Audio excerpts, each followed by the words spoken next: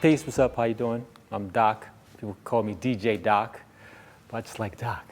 From the Bronx originally. I like to provide music, yes. I like to see people dance. I come from a dancing background. I grew up as a b-boy at first, so break beats was my foundation. After the break beats, I got into like the hip hop beats and just beats, period. But I really love music. I'm a lover of music. Music is one of the things that can change everything in this world in one dynamic. And I was inspired through dance. And many of my friends are dancers. So they're the ones who inspire me to always get new music to make them dance, because I always picture someone else dancing to a particular song, and I say, this song would be good, and I would automatically picture a circle of people dancing and all of them getting down to this one song. So when I choose records, when I search for records, when I go hunt for music, I always think of these people, you know, when I go look. My journey in music, it would have to be coming from my mother, because she always played music, and that was one of the things that would calm me down or would inspire me to do something. I was always into like electronics and things like that, so I would take things apart.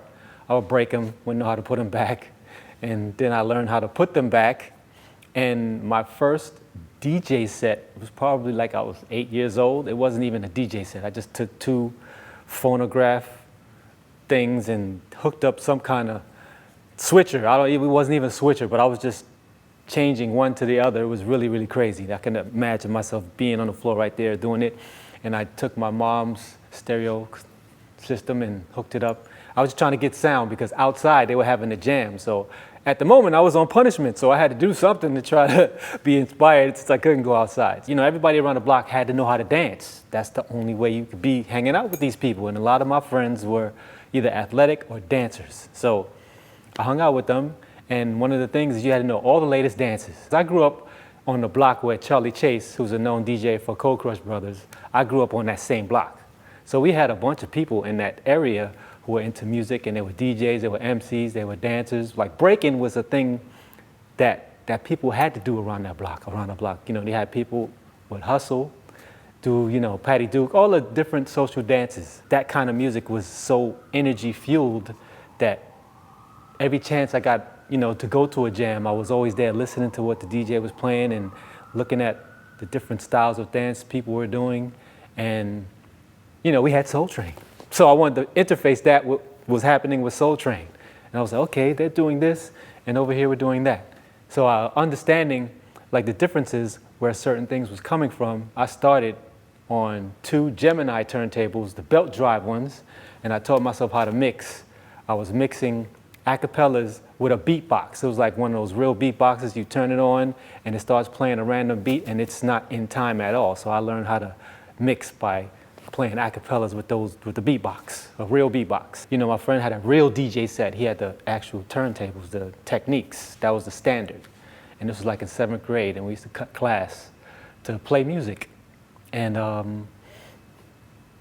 that was how we had our fun. And you know, we had an MC, we had a graph writer, and we had a DJ. So you kind of had like most of the culture just doing it naturally. Whichever one that you felt that you stuck to, that stuck with you the most, that's the one that you stayed with. So I kind of stayed toward the dancing and toward the music, because those are interrelated with me. I had to do it because one of my biggest peeves was that there was a lot of music being played, a lot of music not being played.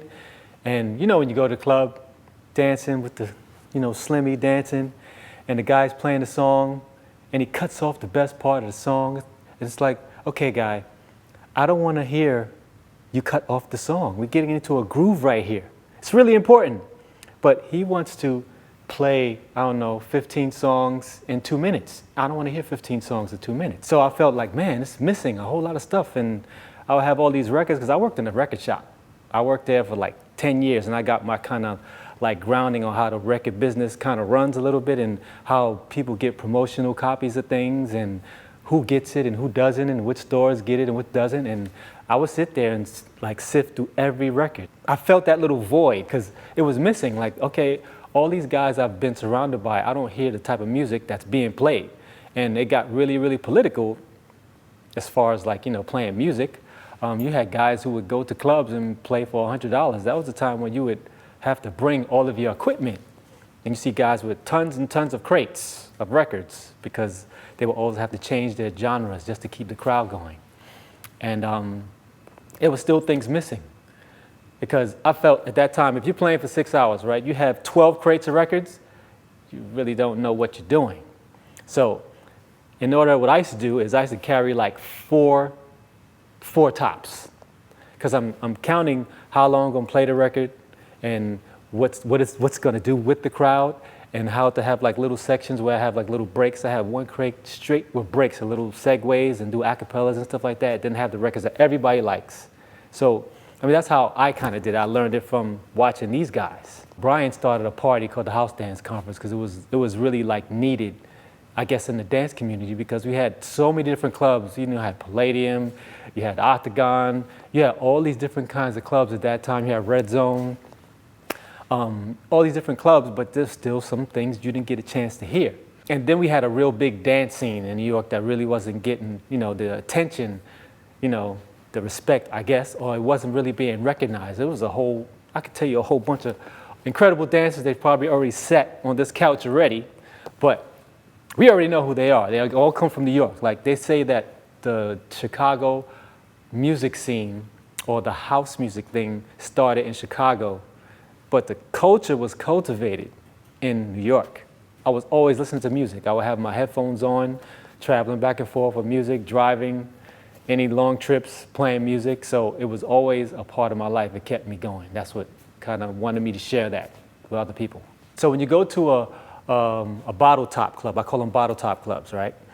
You're going to hear the type of music that is surrounded by that kind of atmosphere. Like when you go into a club, you got to get searched, and they serve liquor. They have to serve liquor, and they're playing the music that's total derogatory opposite of how we grew up.